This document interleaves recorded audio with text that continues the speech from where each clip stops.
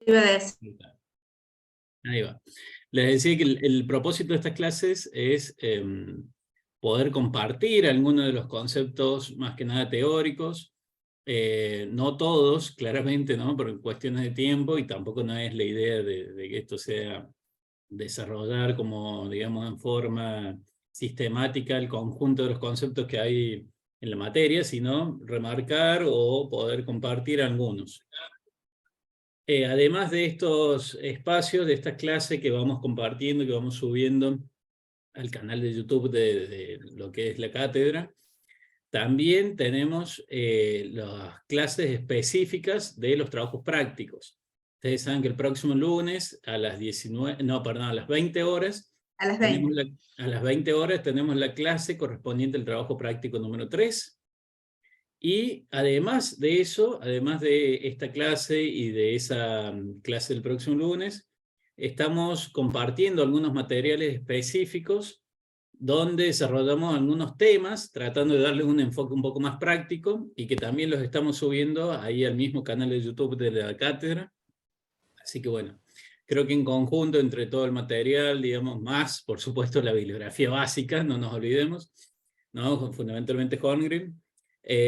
Con todo eso creo que tenemos más que suficiente. Bueno, ahí estamos hoy con los profes, o las profes Gabriela y la profe María José, ¿sí? La profe Gabriela Serra y la profe María José Conci. Así que bueno, de mi parte simplemente esto, digamos, recordarles que cualquier consulta nos pueden escribir durante lo que es la clase ahora, ¿sí? En el espacio de chat. Si hay alguien que tiene alguna consulta urgente, yo por mi parte prefiero inclusive a veces que me interrumpan, que enciendan el micrófono y que hablen, para evitar, digamos, seguir desarrollando y que después volver para atrás con algo que quedó ahí en el camino. Así que totalmente, quienes quieren y puedan encender el micrófono, adelante, digamos, pueden hablar. Por supuesto, consulta referida a la materia, a lo que estamos diciendo. Y cualquier otra consulta como la que hizo Marcos al inicio, digamos, no es el espacio este, ¿no? Para hacerlas, ¿no? En relación a notas del otro trabajo práctico, cosas, cuestiones administrativas. Ya saben que el canal para eso es el Canvas, ¿no? Tienen mensajería de Canvas, que cada uno tiene su profesor, profesora experto, y tienen que escribir por ese canal, digamos, a cada docente responsable de cada una de las comisiones, de cada una de las cátedras que tenemos en la materia. Así que bueno, eso, ¿no? Bueno, de entrada, ¿hay alguna consulta antes de comenzar a desarrollar los contenidos? ¿Alguna pregunta, algo relacionado con algo de los contenidos que hayan leído, que tengan alguna pregunta?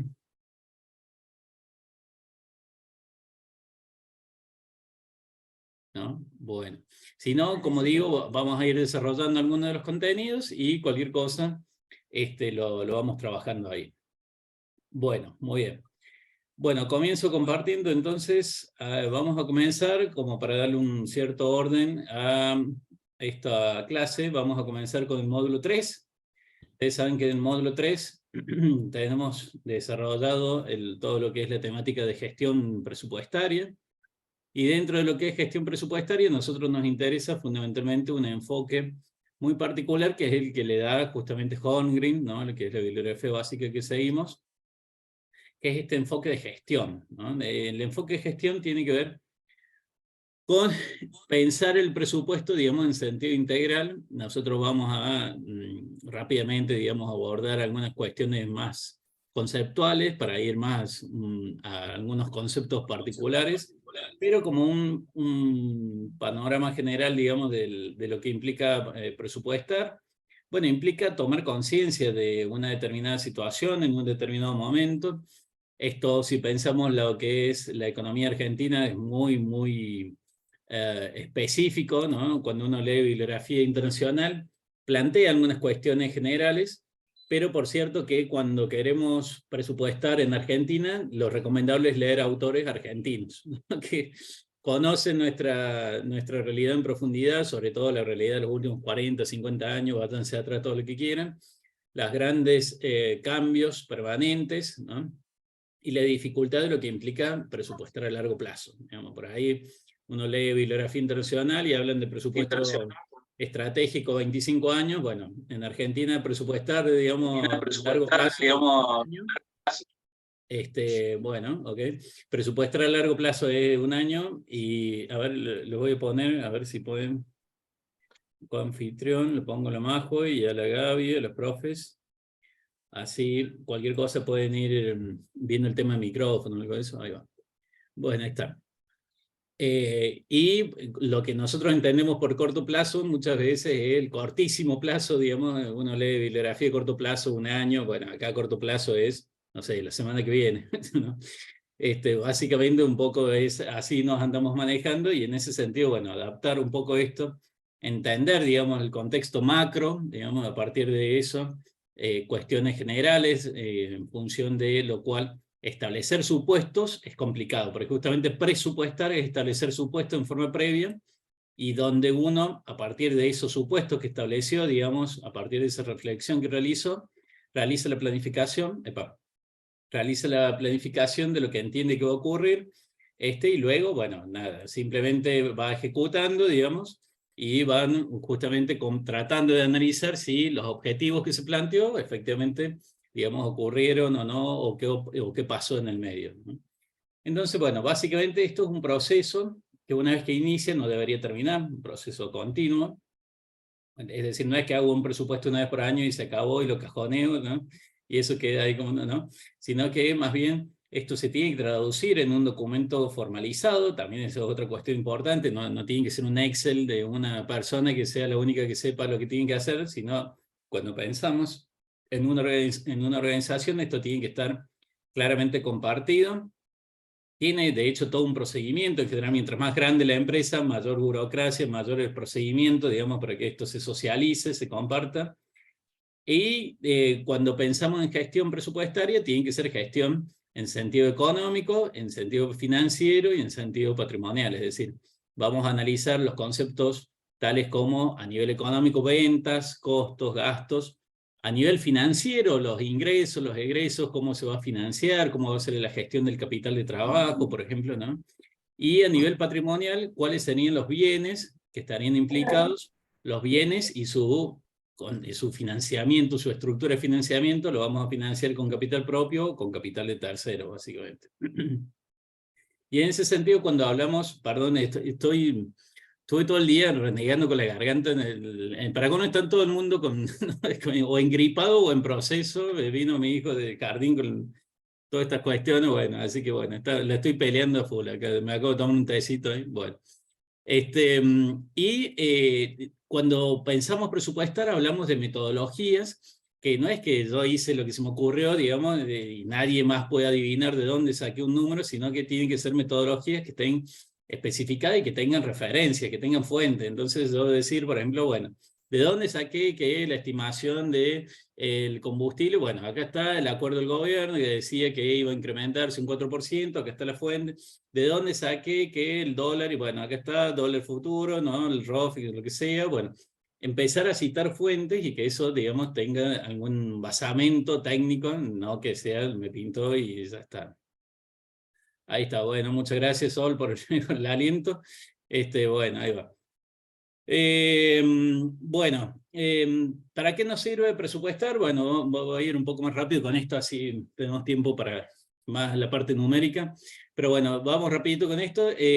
Básicamente, presupuestar nos permite formalizar responsabilidades, es decir, poder definir cuáles son los objetivos y en función de los objetivos, obviamente, las herramientas que tienen que estar a disposición de cada uno de los responsables, digamos que cada persona entienda qué se pide y también en qué contexto fueron definidos esos objetivos, porque si pido objetivos comerciales en un determinado contexto y después cambió totalmente el escenario, bueno, digamos, claramente, digamos, hay un montón de cuestiones que van a incidir para que eso obviamente no haya pasado o haya pasado algo distinto. Y en ese sentido, muchas veces, cuando se plantean, digamos, estos objetivos, sabemos que tienen que cumplir SMART, esto lo han visto en otra materia, tienen que ser específicos, medibles, alcanzables, tienen que ser, bueno, hay algunos, la R la cambian, yo le digo relevantes, es decir, tienen que ser temas importantes, no cuestiones secundarias, y la T tiene que estar enfocadas o hacer referencia a un determinado periodo de tiempo, ¿no?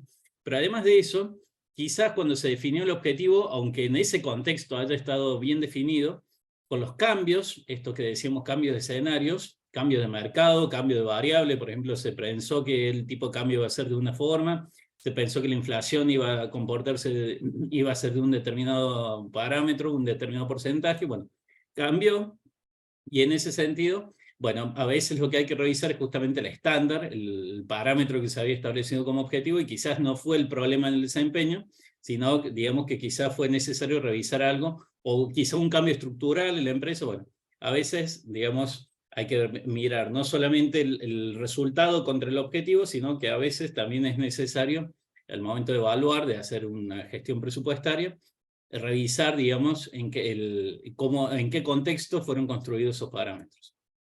Y en ese sentido, cuando hablamos de un objetivo presupuestario, estamos estableciendo también una forma de comunicación.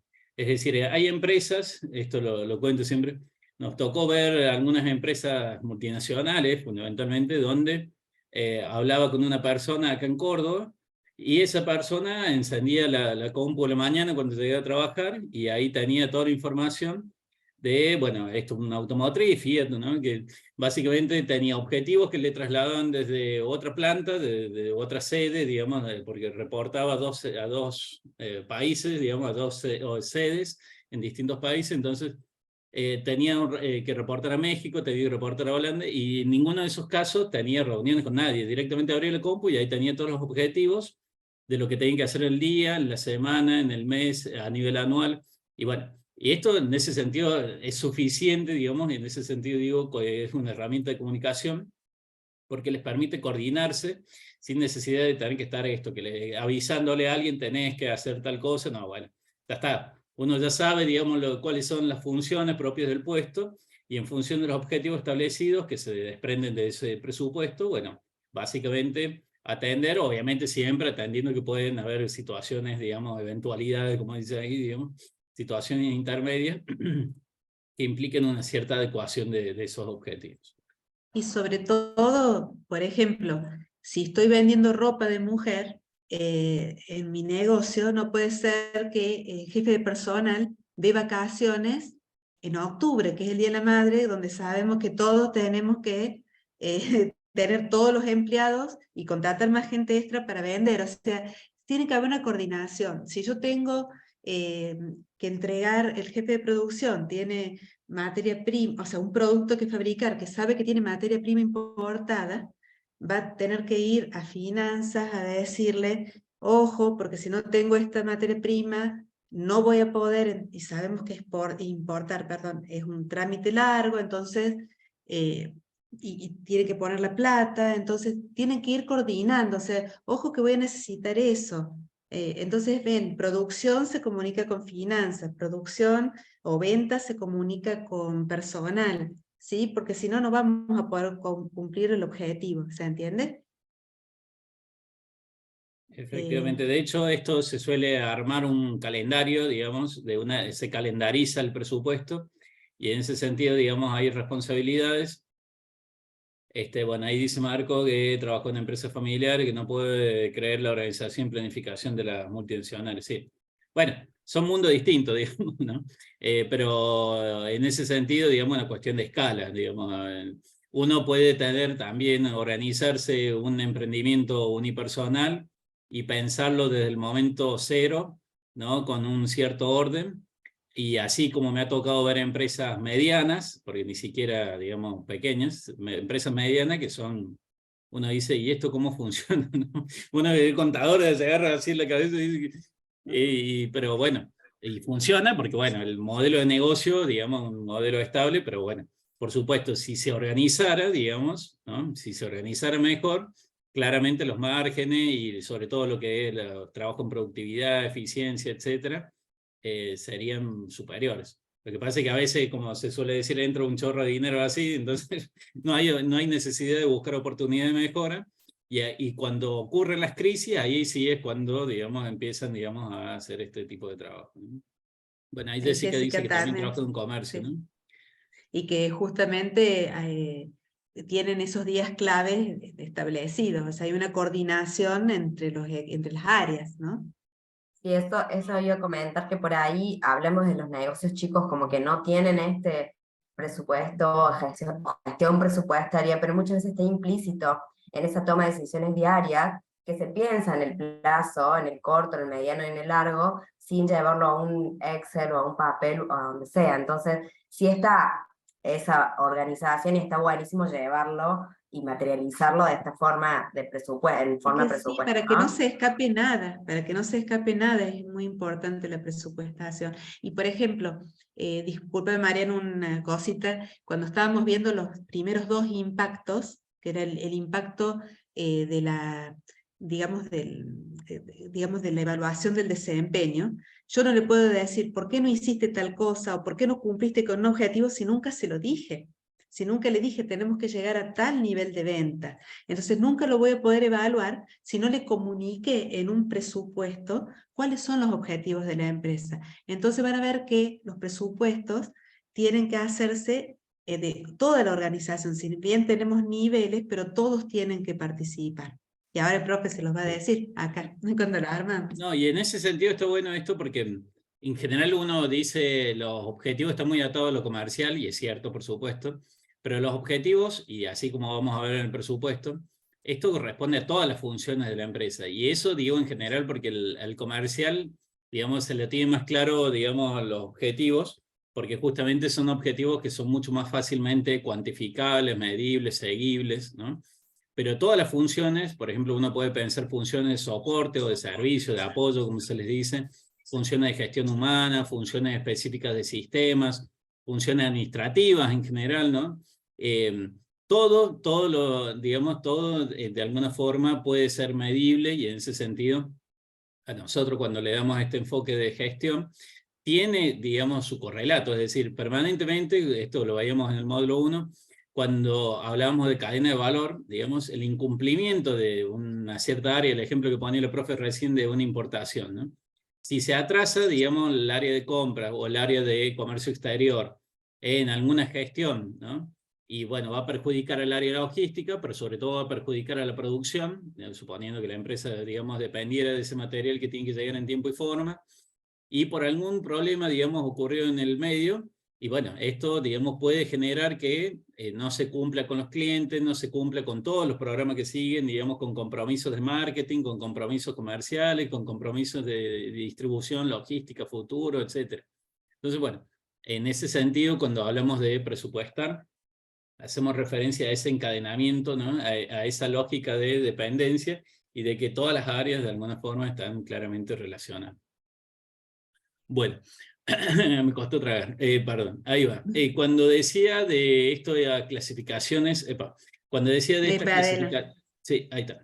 Cuando decía de estas clasificaciones de presupuestos, en realidad es un poco engañosa esta clasificación, ¿no? Porque en realidad, si bien Holmgren la toma en ese sentido, cuando desarrolla justamente el tema de gestión presupuestaria, en el capítulo 7, en el capítulo 6, perdón, primero, hace referencia específicamente a explicar que hay un solo presupuesto, ¿no? Es decir, después hay otras clasificaciones, hay otras herramientas presupuestarias que se suman, pero fundamentalmente hay un solo tipo de presupuesto, que es el presupuesto maestro, le dicen en una parte, en otro capítulo integral, entonces al final uno no termina de entender, y es todo lo mismo.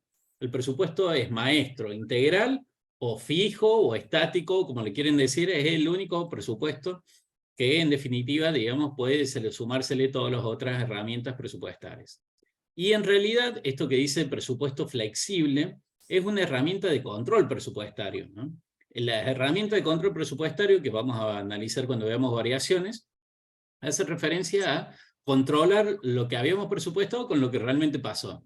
Y hay una herramienta que justamente es esta herramienta que se llama presupuesto flexible, que así como ustedes vieron en economía, este supuesto de ceteris paribus, que quiere decir que no vamos a analizar todas las variables en forma junta, sino de a una por vez, ¿no? De ceteris paribus es lo demás constante, ¿no? Entonces vamos a analizar de a una variable, en este caso vamos a tomar el nivel de actividad, nosotros le decimos nivel de actividad, puede ser producción, pero podría ser, no sé, cantidad de pacientes atendidos en un hospital, podría ser cantidad de kilómetros recorridos de un taxi, o de, no sé, de cantidad de pasajeros transportados de una empresa de transporte de pasajeros, lo que sea. ¿Cómo medimos nuestro nivel de actividad? en función de cómo medimos nuestro nivel de actividad, va a ser, digamos, la incidencia que vamos a ver en ventas, pero fundamentalmente lo que a nosotros nos interesa en costos. Una preguntita que hizo Sebastián. ¿Me preguntan? No es que sea uno de los impactos de presupuestar es que me sirve para controlar, justamente, para evaluar el desempeño y el desarrollo. No es que sea que el presupuesto es para control nomás, sino que es uno de los impactos que tiene hacer Claro. presupuestar. Es una herramienta, no es que es una medida de control, es una herramienta, ¿no? Donde vamos a ver que las medidas son justamente las variaciones, que ya las vamos a explicar un poquito en un ratito, pero básicamente las variaciones son las causas de por qué no pasó lo que pensamos que iba a pasar, básicamente, ¿no? Ahí avanzamos, así nos vamos metiendo en eso. Entonces, el presupuesto maestro, presupuesto que decimos que tiene una parte económica, una parte financiera. Acá nos pegamos a Holmgren, ¿no? Porque hay otros autores que dicen otras cosas, el mismo Podmo, ¿no? Que lo tenemos ahí de bibliografía complementaria, dice otra cosa. Pero siguiendo Holmgren, decimos que el presupuesto es económico, financiero y de inversiones, ¿no? Después, hay otros presupuestos, siguiendo nuevamente a Holmgren, que les dice, básicamente, de distinta forma, pero hacemos referencia a un presupuesto que es de mejora continua, que es esta idea de Kaizen, ¿no? De mejora continua, es decir, ¿cómo hacemos para tener un presupuesto de mejora continua? Y básicamente pedimos que permanentemente hayan mejoras en las relaciones físicas, ¿no? No es que, a ver, ahí hay una idea de que es que gestionar o reducir costos es pagar menos al proveedor, pagar menos a los empleados. Digamos, no debería ser así, ¿no? Claramente. Sino, digo, no es el tema solo, recuerden, hay componente financiero o monetario y componente físico, ¿no? El componente físico, ahí es donde nosotros, el componente físico es donde nosotros realmente tenemos la idea de costo, ¿no? Ahí seguimos a Cartier, y básicamente el costo es una relación, ¿no? Cartier hace referencia a relaciones de eficiencia, ¿no? Usa ese concepto de relación de eficiencia, y la idea de que mejoremos esa relación de eficiencia va a ser lo que nos va a permitir realmente reducir costos. Si no, no. Si no, no hay reducción de costos. Si no buscamos formas de innovar, si no buscamos formas de mejorar la productividad, si no, digamos, vamos a estar todo el tiempo dando vuelta en esto de cómo, digamos, hacer pago, ¿cómo era que decían? Bueno, se me ha ido. Pero decían las 3C, ¿no? Hacer reducción de costos, decían que eran las 3C. Era pagar menos café, menos copia, que era la fotocopia en su época, y pagar, y calculadoras, que compraron menos calculadoras. Eso era, así se hacía reducción de costos, ¿no? Pero bueno, claramente, digamos, no pasa por ahí. Bueno, muy bien, seguimos. Así se hacía reducción de costos en los años 90, ¿no? Esto después cambió con la llegada de las compu y todo eso, ¿no? Y podríamos decir lo mismo. Sabemos que cuando vimos sistema de costeo, un sistema de costeo que es el que está desarrollado en el capítulo 5 de Holmgren, es el sistema de costeo basado en actividades. El sistema de costeo basado en actividades hace referencia a que voy a mejorar la asignación de los costos indirectos en empresas, fundamentalmente que tienen muchos costos indirectos y que tienen bastante desarrollo, ¿no? Es decir, que tienen un buen sistema de información y que están en un mercado competitivo y que necesitan esto, diferenciarse a través ya del detalle. No es que, digamos, es una empresa que no tiene problemas de competencia, o que, por ejemplo, el 80% de los costos son directos. Bueno, claramente no va a ser ese el caso cuando nos metamos con costeo basado en actividades, sino más bien son empresas de servicio típicas como hospitales, sector salud, sector financiero, fundamentalmente sector financiero, bancos, etc. Y bueno, sector educación, también podemos decir, las universidades, de hecho se aplica mucho en universidades privadas, el costeo basado en actividades. Y cuando nos metemos a reportar costos con esta metodología, bueno, básicamente si ya vamos teniendo información real de lo que va pasando, podemos anticiparnos y ahí se introduce esta técnica de la presupuestación basada en actividades, ¿no? Ahí pregunta Marce, explicación de diferencia entre económico, financiero e inversiones. Bueno, es lo que decía, el económico es básicamente conceptos que tengan que ver con, por ejemplo, las ventas. El concepto económico es ventas. Ahora, yo puedo haber facturado un montón, que es cuando genero el concepto de ventas, pero quizás nunca cobro nada. El concepto financiero tiene que ver con la cobranza, con la entrada de dinero. De hecho, capaz que tengo un montón de incobrables y entonces facturé un montón de dinero, pero el presupuesto financiero no pasa nada, ¿no? Entonces, cuando facturo y a su vez cuando tengo costos, también tengo que ver cuándo voy a cobrar y cuándo voy a pagar. Que a eso lo veo no en el momento que hago el presupuesto económico, sino cuando hago el presupuesto financiero. De hecho, Claro, por ejemplo, el presupuesto económico responde a un estado de resultados presupuestado, ¿sí? O sea, ventas y compras, perdón, ventas y costos, ¿no? No compras, perdón, es ventas y costos. Y gastos, y ahí tengo el resultado del ejercicio. El financiero se va a apoyar en la otra parte de la moneda. ¿Vieron que estamos como en la partida doble? Acá va a usar o a echar mano de los otros estados contables, del estado de situación patrimonial, que es donde digo con qué recursos cuento. Entonces ya ahí voy a hablar, no de, como dijo el profe, no de ventas y costos, sino de cobranzas y pagos. Y las inversiones son lo que voy a ir necesitando. Che, necesitamos una máquina. Bueno, ¿le pedimos recursos a los dueños o salimos a buscarlos a terceros? ¿Sí? Entonces, todo eso en el presupuesto lo tengo que planear. O sea, la base va a ser el económico. Y después, ¿cómo vamos a hacer para lograr eso? Va a ser el financiero y el plan de inversiones. Pero es como las dos caras de una misma cosa. y de hecho están tan atadas, tan vinculadas un concepto con otro, que en realidad el presupuesto de inversiones nos va a llevar a modificar lo que llamamos el nivel de actividad. ¿Se acuerdan cuando vimos el concepto de costo fijo que decíamos que era fijo siempre dentro de un límite o rango relevante? Ese límite o rango relevante, por ejemplo, podría ser, no sé, un camión. Entonces yo tengo una empresa, supongamos que tengo un solo camión. Tengo una empresa, tengo un camión y hago transporte de carga. Entonces, mi nivel de actividad va a estar limitado por la capacidad de carga, digamos, del camión y los choferes que operan el camión. Es decir, yo, por ejemplo, podría aumentar la capacidad de digamos, mi nivel de actividad, es decir, la capacidad posible. Hay un tema, digamos, que la diferencia entre capacidad, ¿no? Capacidad y nivel de actividad, o volumen, ¿no? El concepto de capacidad, a su vez, hay distintos niveles de capacidad. La capacidad es teórica en el sentido de que yo podría trabajar 24 horas con el camión. Eso se llama capacidad teórica. Ahora, ningún camión yo lo puedo tener trabajando todos los 7 días de la semana, 24 horas, porque en algún momento hay que hacer el mantenimiento, etc. Entonces, bueno, ahí aparece lo que se denomina la capacidad práctica, que incluye los tiempos de parada obligatorios, ¿no? Esto de hacer el mantenimiento preventivo, bueno, y a su vez, también va a estar determinada esa capacidad práctica por la cantidad de empleados que yo tengo. Es decir, por ejemplo, yo podría tener 3 turnos de 8 horas trabajando el camión, ¿no? Pero así todo en algún momento tienen que parar, digamos, para descansar el camión, ¿no? Y en ese sentido, por ejemplo, los hospitales se manejan con esa lógica. Las máquinas, los equipos estos que son importados, que son carísimos, se trata de aumentar el uso de esa forma, ¿no? Entonces, por ejemplo, dicen, no sé, a ver, uno quiere hacerse un estudio de esto, que hay una sola máquina, un solo equipo en Córdoba. Entonces uno dice, bueno, quiero sacar un turno para hacer un estudio único. Bueno, perfecto, hay turno, estamos en junio, hay turno para septiembre. No, pero ¿qué horario quiere usted? Sí, yo quiero a las 6 de la tarde. No, claro, a las 6 de la tarde hay turno en septiembre. Si no, hay turno para mañana a las 3 de la mañana.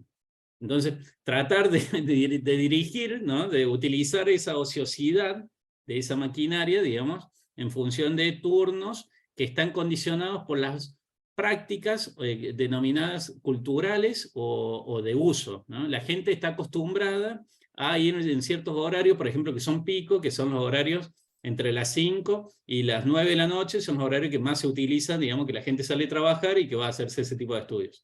A nadie o a muy poca gente se le ocurre hacerse un estudio a las 2, 3 de la mañana, salvo que estuviera internado en una cuestión así. Entonces se trata de darle ese uso, de maximizar la capacidad, ¿no? Y después A su vez hay cuestiones de mercado, de tendencia, que uno, por ejemplo, puede tratar de darle todas las vueltas que quiere y así todo, no hay mercado, no hay demanda, que tiene que ver mucho con productos estacionales, ¿no? Entonces, por ejemplo, ahora en esta época que hace frío, por ejemplo, no sé, las piletas, digamos, digamos, por más que le pongan todas las ganas, le ponen calefacción y toda la gente en general no va, no lleva, porque le da frío, porque sale, y por más que esté todo súper calefaccionado, va mucho menos gente, digamos, a hacer natación en invierno por cuestiones estacionales, denominados, ¿no? Y lo mismo al revés, en verano se llena, digamos, salvo cuando se va de vacaciones, etc. Hay cuestiones estacionales que también influyen en el nivel de actividad. Entonces, ¿cómo hacemos para aumentar, digamos, la capacidad de carga volviendo al camión? Y bueno, para aumentar la capacidad de carga, yo podría hacer un plan de inversión y decir, bueno, yo veo que me entran pedidos, me dicen, haceme viaje, y no puedo atender esa demanda, entonces me podría comprar 2 camiones más, o me podría comprar uno. Bueno, perfecto. ¿Se aprueba o no se aprueba? Bueno, yo presento un proyecto. Bueno, entonces, ¿se aprueba o no se aprueba el comprar 2 camiones? No, me aprobaron comprar uno solo. Bueno, perfecto. Pero eso, yo ya había hecho el presupuesto económico diciendo las ventas que iba a facturar con un solo camión. Entonces voy a tener que volver para atrás y revisar el presupuesto económico, porque ahora ya no voy a poder hacer solamente la cantidad de viajes que hacía con un camión, sino el doble. Me salté del límite de rango relevante, puedo facturar al doble potencialmente, pero también voy a tener otro costo fijo, ¿no? Voy a tener que contratar más choferes, ¿no? Que van a tener sueldo fijo, etc. Y también voy a tener costos variables, que van a ser básicamente combustible, lubricante, los neumáticos, bla, bla. Todo lo relacionado con el uso de ese vehículo, en la medida que más uso le dé, etc. Bueno, entonces, ejemplo de presupuesto económico: ventas y costos, financiero, ingresos, cobranzas y pagos, y la gestión del capital de trabajo, pero fundamentalmente nos enfoquemos en cobranzas y pagos. Y el presupuesto de inversiones, que es lo que me modifica el nivel de actividad, que es lo que me hace que yo salga de la estructura actual. Yo hoy tengo un solo depósito, bueno, quiero crecer 2 depósitos, compro otro depósito, ¿no? O alquilo otro depósito, aunque lo alquile y no lo compre, lo mismo me cambia el costo fijo, ¿no? Y claramente voy a tener otro nivel de costo fijo, salgo del límite o rango relevante actual. Y también eso influye en los costos variables, porque yo voy a ir y me voy a centrar con el proveedor y le voy a decir, che, ahora te voy a comprar el doble, no me hagas esa lista de precios, haceme otra. Entonces también cambia, no es que el costo variable es siempre constante en términos unitarios, sino que ahí también cambia el límite, ¿no? Y eso hace que tenga otro nivel. Bueno, no sé, hay como 12 comentarios y no vi nada. No, pero ya están, ya lo fuimos contestando. Bueno, buenísimo. Porque estamos con la hora medio, Mario. ¿No? Sí, ya sé que venimos re mal, siempre me pasa Dale, esto dale. y así. Dale, vamos más Le rápido. vamos a meter pila. Igual ya saben que van a tener videos de ciertos temas grabados, así que no se aflijan, digamos, en ese sentido, pero sí le vamos a meter pila a esto. Bueno, las clasificaciones le vamos a saltar porque esto lo tienen desarrollado en Holmgren, ¿ok? Vamos a ir un poquito más específicamente. Bueno, acá está desarrollado el presupuesto maestro, como decía el profe recién, es un estado de resultados integrando el estado de costos, es decir, es como que ustedes saben que tienen el estado de costos y el estado de resultados. El estado de costos básicamente explica el costo de ventas, ¿no? Es decir, si nosotros abriéramos el estado de costos dentro del estado de resultados, eso es lo que tenemos en un presupuesto económico en sentido proyectado. Es lo que espero que vaya a ocurrir en términos de ventas, en términos de producción, en términos de cada uno de los elementos del costo, materia prima, mano de obra, costos indirectos. En función de eso armo cuánto va a ser el costo de ventas presupuestados, presupuesto los gastos y con eso tengo la utilidad proyectada, ¿no? Básicamente esa sería la idea. Si tengo producto en proceso, porque tengo productos que me llevan bastante tiempo, eso se complejiza un poquito más simplemente porque abrimos el estado de costos y vamos a tener que presupuestar unidades de existencia en cada uno de los meses, por ejemplo, que haga un presupuesto mensual, o si es semanal, digamos, eso se complica más. Y acá atención con esto, porque el presupuesto financiero no es solamente lo que nosotros conocemos como el flujo de fondos o el presupuesto de tesorería, o también conocido como presupuesto de caja o cash flow, ¿no? Flujo de caja, flujo de efectivo, sino que también, siguiendo Holmgren, incluye el balance o estado de situación patrimonial proyectado, ¿no? Eso cuidado porque hay otros autores que no lo toman así, nosotros seguimos a Holmgren. Siguiendo a Holmgren, el presupuesto financiero incluye el presupuesto de tesorería o de caja y el estado de situación patrimonial que nos dice, a partir de una situación inicial, con todo lo que nosotros proyectamos que vamos a facturar, que vamos a tener de costo durante todo el año, bla, bla, ¿cómo sería el balance a fin de ese año? ¿No? En todo un desafío, digamos, si era de dinero, por ejemplo, cómo va a cerrar la caja, digamos, por decir algo, ¿no? Pero bueno, es esa lógica. Ahí vamos. Bueno, seguimos un poquito más, acá vamos más rápido. El presupuesto continuo es simplemente anticiparme a posibilidades, por ejemplo, teniendo un límite permanente. Yo digo, tengo 12 meses vista, bueno, entonces empiezo a transcurrir un mes en la realidad y voy proyectando lo siguiente. Y paso de nuevo, y así permanentemente voy ajustando y teniendo siempre 12 meses para adelante. Es una metodología complementaria del presupuesto estático. Presupuesto estático se llama así, o maestro, se llama así porque lo hacemos justamente de enero a diciembre y se acabó, ¿no? Esto es metodología de presupuesto continuo, cuidado, no confundir con presupuesto de mejora continua, que es el Kaizen, ¿no?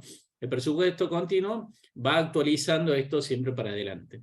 Y a su vez hay otras metodologías que nosotros no la escribí ahí en Canvas, que es, por ejemplo, la diferencia, lo digo ya que estamos, la diferencia entre budget y forecast.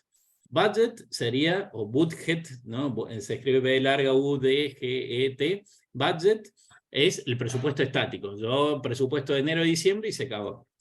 Y el forecast son los presupuestos, manteniendo el presupuesto estático, revisiones a partir de tener real y modificar lo que resta de ese año. Por ejemplo, los más conocidos son el forecast 3 más 9, 6 más 6 y 9 más 3, que sería, teniendo los 3 primeros meses de datos reales, ajustar lo que queda del año, ¿no? Con datos presupuestados, pero en función de lo que pasó en la realidad. Eso, como decíamos, fue muy importante en 2020, cuando tuvimos la pandemia, que se acuerdan, en 2020, la gente que hizo un presupuesto se hizo, por ejemplo, no sé, en octubre, en noviembre de 2019, se pensó que iba a pasar algo en 2020, y cuando vino la pandemia cambió significativamente. El 20 de marzo, que fue el momento del encierro, ¿no? de este distanciamiento, etcétera, pero bueno, cuando quedamos ahí entró en crisis, y con esos datos reales, ¿no? De lo que se proyectó, de lo que se vio que estaba pasando, se pudo ajustar el resto del año, justamente tratando de que no impactara tanto y entendiendo, digamos, que iba a ser algo totalmente distinto a lo que se había pensado. Bueno, vamos rápido acá con esto, pasamos. Bueno, esto ya lo dijimos. Bueno, ahí está, presupuesto financiero. De todas formas, vamos a hacer un video específico de explicación del presupuesto financiero.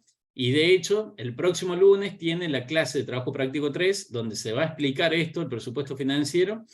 Así que simplemente yo ahora lo único que voy a decir es que un presupuesto financiero van a tener el partir del dinero que tienen. Esto es como una caja. Si alguien manejó alguna caja alguna vez, ¿no? Entonces, no sé, guarda algo de dinero, digamos, del día anterior, supongamos, entonces abre la caja del día, que tiene cambio ¿no? Para si entra un cliente ahí rápido, digamos, tener algo de cambio. Entonces parte ahí de un juega el saldo estado de inicial. situación patrimonial, ¿ves? Ahí juega el estado de situación patrimonial. Claro, exactamente. ¿Cuánto tengo de activos, ¿no? ¿Cuánto tengo de caja? Eso. Pero acá el foco en el financiero, sobre todo en este presupuesto de efectivo, está puesto en la caja. Entonces, ¿cuánto es el efectivo disponible que tengo en ese momento?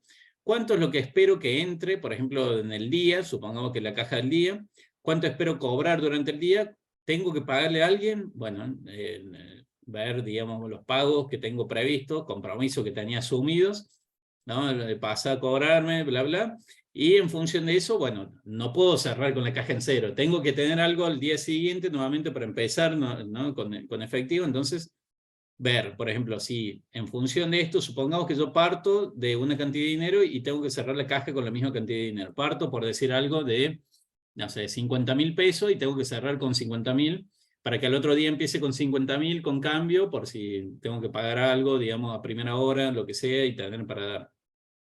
Supongamos viene un fletero, le tengo que pagar a primera hora, tengo que tenerlo, no puede ser que me quede sin. Entonces, básicamente sería, bueno, si veo que los pagos que voy a tener que hacer son mayores que los ingresos, tratar de hacer todo lo posible, ¿no? Para que me quede algo de dinero. Es decir, primero voy a tratar de incidir en esto, bueno, no sé, aumentar las cobranzas lo más que pueda, alguien que tenga un cuenta corriente, llámalo, che, podés pasarme a pagar hoy, etcétera. A los proveedores, si veo que no llego, che, podés pasar mañana porque hoy voy a estar, y así todo, ¿no? Y bueno, si ya está, no, ya salí para allá, mentira, pero bueno, ya salí para allá, ya, bueno, listo, bueno. Ya estoy complicado, y bueno, ¿de dónde saco la plata? Y bueno, de algún lado tiene que salir. Básicamente acá nosotros hacemos un presupuesto de caja, dejando de lado el banco, ¿no? Entonces se supone que debo tener dinero en otro lado, por ejemplo en una cuenta bancaria, tendré que ir a hacer un retiro, o tendré un dinero, o tendré que llamar a algún financista, ¿no? Alguna persona que me haga un préstamo, la triple F, Fools, Family, Friends, algún amigo, algún familiar, che, bancame que mañana te devuelvo. Y bueno, básicamente ahí yo consigo el financiamiento para poder cerrar la caja con los 50.000 pesos para que al otro día pueda iniciar. El saldo final del día va a ser el inicial del día siguiente, y así. O sea, esa es la lógica siempre. Bueno, rápido ejemplos acá. No sé, los comentarios veo que se van amontonando comentarios, pero... No, son comentarios de experiencias que están muy buenas, acompañando lo que vos estás diciendo. Bueno, buenísimo, buenísimo. Pero no, ya directamente dejé leer hace un rato, así que... No, yo te voy a avisar si hay alguna cosa. Ahí está, sí, ahí están las dos profes, muchas gracias. Con María, con la Majo estamos contestando. Sí, de 10. Excelente, muchas gracias. Bueno, acá nos dice un presupuesto, esto es un presupuesto de producción. Ustedes saben que el primer presupuesto es el de ventas, esto siempre en las empresas, obvio esto no, es distinto solamente en una organización estatal o en una ONG, una organización sin fines de lucro, donde primero tienen que ver cuáles son los programas, cuáles son, qué se propone hacer, y en función de eso después buscar el financiamiento, ¿no? Los impuestos o buscar donaciones, digamos, cómo se va a financiar una ONG. En cambio, las empresas, típica empresa, digamos, ¿sí? Sector privado, digamos, primero tiene que ver cuánto va a ser lo que va a facturar, cuánto va a ser lo que va a vender, y en función de eso, cuáles van a ser los costos asociados con eso, y después ver el financiamiento. Entonces, en función de, supongamos que yo vendo y también fabrico, ¿no? Entonces, en función de lo que voy a vender, tengo que ver cuánto voy a fabricar. Lo que voy a vender van a ser las unidades a vender, ¿no? Tomo solamente, el presupuesto de producción es el único presupuesto en unidades físicas. Entonces, miro cuántas son las unidades físicas que tengo comprometido, que tengo presupuestadas, que se supone que voy a vender, y en función de eso, acá el supuesto es que yo tengo una producción de un producto homogéneo, digamos, ¿no? Supongamos tengo una fábrica de sillas, y ya está, tengo modelos, y a lo sumo tendré una pequeña diferencia entre un modelo y otro, pero básicamente son cantidades de producción de sillas, donde, supongamos que si tengo que entregar, acá me dice 150.000 sillas, ¿no? Supongo que esto fuera el presupuesto de un mes. Entonces, tengo que entregar 150.000 sillas durante este mes. Perfecto. Bueno, yo ya tengo quizás sillas fabricadas del mes anterior, que no las entregué, es decir, las tengo terminadas, disponibles para la entrega al cliente, que van a configurar esto que se llama la existencia inicial. Para mí en este mes va a ser inicial, va a ser la final del mes anterior, digamos, se hizo un inventario una vez por mes, entonces cuando se contó en, ¿qué pasó? ¿Mayo? Sí. Cuando contamos en mayo, el 31 de mayo, se hizo un inventario y dice, bueno, te quedaron tantas sillas que las fabricaste, las tenés terminadas, disponibles para la facturación, pero que no fueron vendidas en mayo. Entonces pasan a junio. Empezamos junio, y si yo en junio tengo que entregar a clientes, tengo que vender 150.000 sillas, esas sillas que ya tengo fabricadas de antes ya están, digamos. Eso van a ser las 40.000 sillas estas, van a ser parte de mi existencia inicial de productos terminados. Y a su vez, por una cuestión de planificación de producción o comercial o por el motivo que sea, tengo que fabricar y dejar terminadas determinada cantidad de sillas el 30 de junio, ahora la semana que viene, el 30 de junio, para que, por ejemplo, no sé, los primeros días de julio se entreguen a determinados clientes que, por ejemplo, no llego a fabricar durante el mes de julio. Entonces, como tengo un compromiso y yo ya espero, por ejemplo, entregar esas 50.000 sillas que me dice acá, yo lo debería dejar en mi existencia final de productos terminados, 50.000 sillas, listas, ¿no? El 30 de junio. Entonces, bueno, son sillas que voy a tener que fabricar ahora, ¿no? para dejarlas listas ahí de tal forma que por el compromiso que sea, el 1 de julio, cuando comience el mes siguiente, tenga esas 50.000 sillas listas para entregarse. Entonces, ¿cuántas son las sillas que tengo que fabricar? Y bueno, las que tengo que fabricar son las que tengo que entregar este mes y las que tendré que entregar el mes que viene, que las tengo que dejar listas el 30 de junio ahora, ¿no? Es decir, tengo Es lo que fabricar. vieron en el trabajo práctico 1. Exactamente, ¿no? Es esa misma lógica en términos presupuestados, ¿no?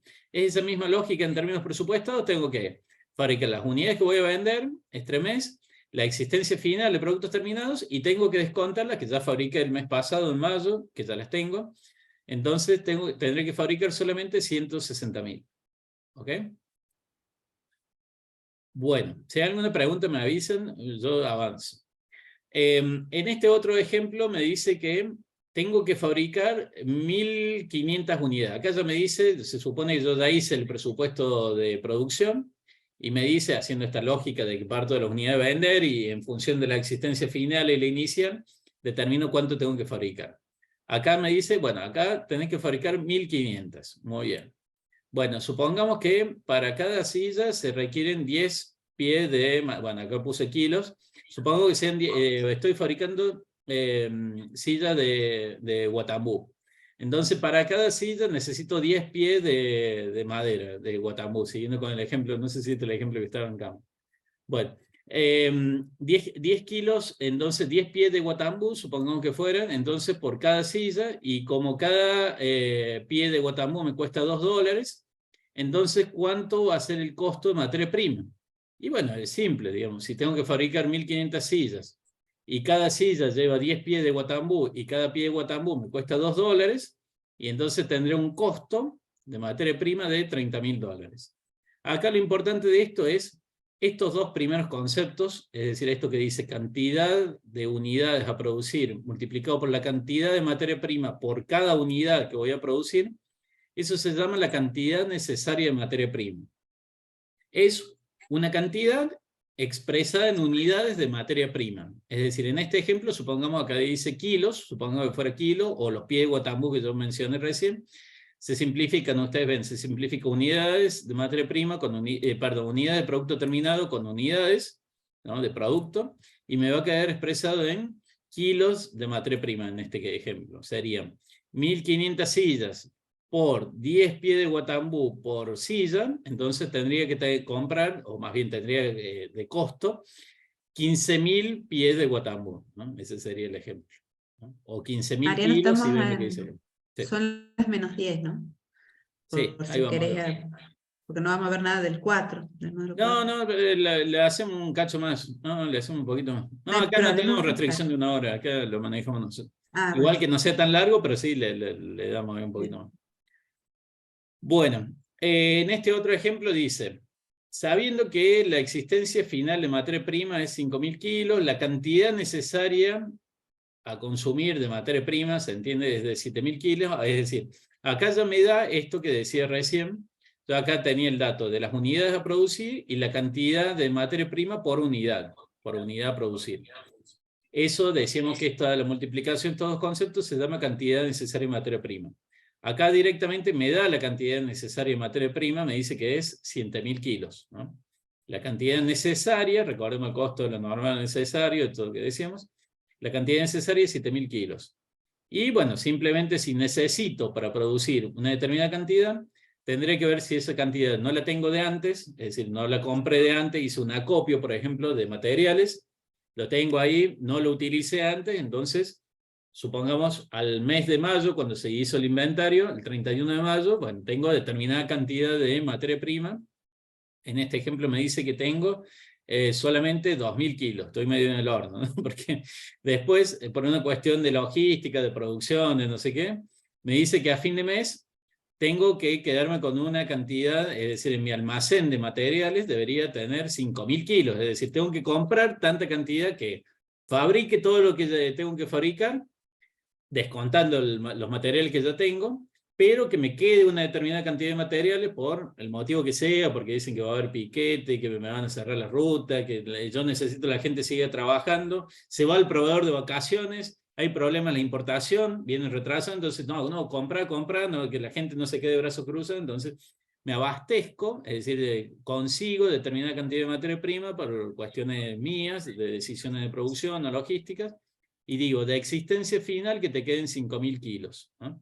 Entonces, ¿cuánto? ¿Hay alguien hablando ahí? ¿O no? Yo me escucho. Claro. ¿Cuánto es el monto de compras que tengo que presupuestar? Y esto es importante porque esto va a incidir directamente en el presupuesto financiero. El presupuesto de costo, el que veíamos recién, esto va al estado de resultados, ¿no? Digamos, un concepto económico. Pero el concepto financiero es lo que le tengo que pagar al proveedor. Es decir, lo que le compro, lo que le tengo que pagar, básicamente. Entonces, esto va directo al presupuesto financiero. ¿Cuánto va a ser el monto de esa compra? Fíjense que no tiene nada que ver, o más bien tiene que ver, pero no necesariamente es el monto del costo. Porque el costo es el uso del material, pero la compra, además de lo que voy a necesitar, tiene que ver con el juego de existencias. ¿Cuánto tenía de antes y cuánto quiero que me quede dentro de este periodo, dentro de este mes? Y en este caso las cantidades físicas son, ¿cuánto es? 10.000 kilos, ¿no? Necesito 7, quiero que me queden 5 y ya tenía 2. Entonces 10.000 kilos de materia prima y cada kilo me dice que cuesta $2. Entonces tendré que pagarle al proveedor $20.000. ¿Okay? Ese es el presupuesto de compras de materiales o de materia prima, ¿no? Materiales directos, diríamos, ¿no? Bueno, y aquí el presupuesto de mano de obra directa es lo mismo, es el mismo razonamiento, nada más que va a ser en cantidad de horas. Entonces, si tengo que fabricar 1.500 unidades, necesito 2 horas por unidad y me cuesta 100 pesos la hora, ¿no? Entonces, bueno, el costo de mano de obra directa es de 300.000 pesos. La mano de obra en general la miramos en pesos y los materiales puede ser en pesos, en dólares, lo que sea. Bueno. Vamos rápido con esto, rápido. Esto lo quería mencionar, pero no voy a decir nada ahora. Simplemente un repaso de que, ustedes saben, y esto ya como anticipo del módulo 4, tenemos 2 modelos de costeo, que lo vimos en el módulo 2, 2 modelos de costeo, dos modelos de costeo, que son el modelo de costeo completo, o también denominado integral, o por absorción, o absorbente, ¿no? Tiene varios nombres. Y el otro modelo, que es el modelo de costeo variable, que derivó en el análisis marginal, ¿no? Que falleció hace poco el Amaro Jardín, que fue el gran impulsor de este modelo acá en Argentina. Bueno, y una mención más, antes de meternos en el módulo 4. Cuando hablamos de toma de decisiones, acá hay una clasificación, ¿no? No lo voy a desarrollar, pero simplemente lo voy a mencionar. Cuando hablamos de, ustedes saben que hay muchas clasificaciones de costo. Una es definir si hay conceptos que son relevantes y otros que son irrelevantes de acuerdo a determinadas decisiones. ¿Cuándo un concepto será relevante? Y será relevante cuando no sea algo que ya pasó, porque si ya pasó no puedo decir nada, digamos, tiene que ser una decisión futura. Una decisión, es decir, no puedo decidir, digamos, en función de lo que ya está firmado, escrito y devengado, digamos, transcurrido el tiempo, pero sobre todo en relación a que efectivamente hayan alternativas. Es decir, si no tengo alternativas, si tengo 2 opciones y las 2 tengo el mismo costo, no tengo alternativas, digamos. Para tener alternativas, realmente tengo que tener costos distintos entre las 2 posibilidades, 2 o más. Básicamente un poco esa es la idea. Aunque se arme distinto y sean distintos proveedores y si me cobran lo mismo, no hay alternativa, ¿no? Un costo para que sea relevante, digamos, tiene que ser un costo futuro y un costo distinto en función de distintas alternativas. Módulo 3. ¿Alguna pregunta de gestión presupuestaria? ¿Quieren que veamos las variaciones? Si nos metemos con las variaciones. Eso quería aclarar, pero muy cortito, y después vamos a subir un videito. Cuando vamos a analizar las variaciones, ya vamos a centrarnos solamente en el económico, ¿no? En el presupuesto operativo, económico, porque lo demás ya fue historia, cómo lo logré, o sea, financieramente. Entonces ahí nos vamos a basar solamente en el económico y vamos a ver, ¿por qué si yo había dicho que ganaba tanto, gané, comparándolo con el real, cuánto gané? Esa es la variación total. Pero ese número no me dice nada.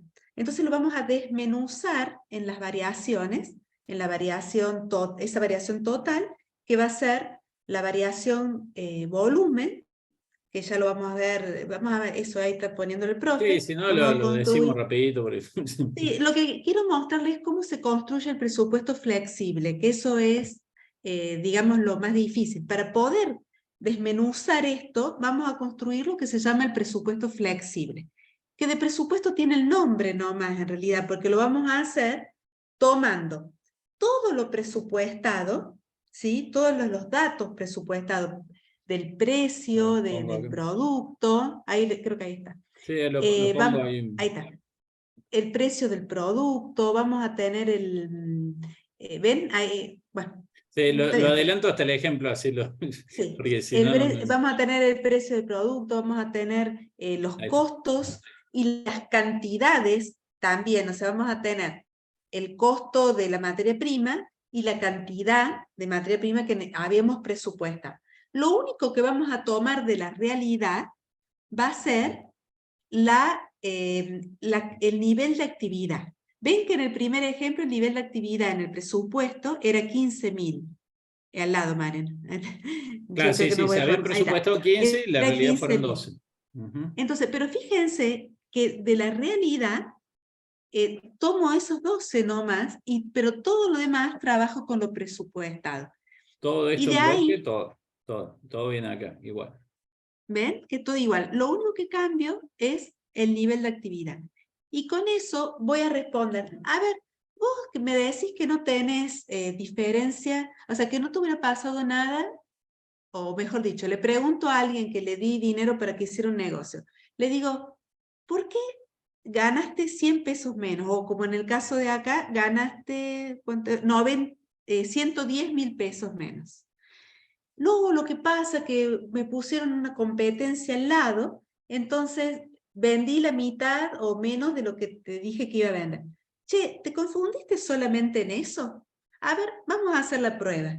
Entonces, dejo todo lo presupuestado igual y tomo el nivel de actividad. Y fíjense que el presupuesto flexible gana 130.000, que es la utilidad operativa, no 220.000. Es decir, que algo más pasó, perdón, y en la realidad había ganado 110.000. Es decir, que esos 20 que no se explican por la variación volumen, se tiene que explicar por otra cosa que se equivocó. ¿Cuáles son las otras cosas que se equivocó? Puede ser el precio de venta del producto, el precio de venta de compra, mejor dicho, de los insumos, o la cantidad de insumo que yo usé. Eso se llama, las primeras se llaman variación precio y las segundas se llaman variación eficiencia.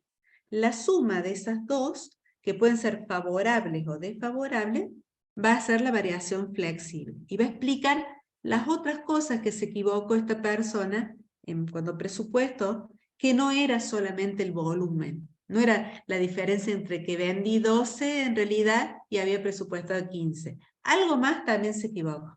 Lo que sí, otra cosa, para decir si una variación es favorable o desfavorable, nos tenemos que fijar quién es más cercano a la realidad. Por ejemplo, ¿qué les parece? La variación total, ¿es favorable o desfavorable con ese concepto que yo les dije? ¿Qué les parece? ¿Será favorable o desfavorable? Si yo presupuesté ganar 220.000 y gané 110.000. Clic, clic, clic, clic. A ver, ¿alguien se anima a decirme? Es desfavorable, muy bien, es desfavorable. ¿Por qué? Porque la realidad fue desfavorable para mí, ¿sí? Ahora, cuando, por ejemplo, bueno, acá no hay ningún ejemplo favorable, pero vamos a ver, cuando hagamos un videíto, que vamos a ver que esta variación flexible puede estar entre, por ejemplo, que me confundí en el precio de compra, pero, por ejemplo, iba a comprar una margarina o una manteca de una calidad determinada. Me cobran más, no consigo esa manteca que yo quería. O sea, voy a tener una variación precio desfavorable. pero cuando la voy a usar a la manteca veo que necesito poner menos de lo que yo había presupuestado porque es de mejor calidad. Entonces voy a tener una variación eficiencia favorable. Y después vamos a ver cómo se calcula. Está en el ejemplo del Canvas, pero y también en este material, pero lo vamos a ver mejor con un ejemplo en un videíto. ¿Querés avanzar, Mariano? Porque si no, no... Bueno, sí, quedó claro, ¿no? Entonces, básicamente, las diferencias entre el real y el presupuestado, digamos, ¿no? Y el flexible se arma, como decía el profe, con toda esta parte viene de lo presupuestado y los costos fijos también, ¿no?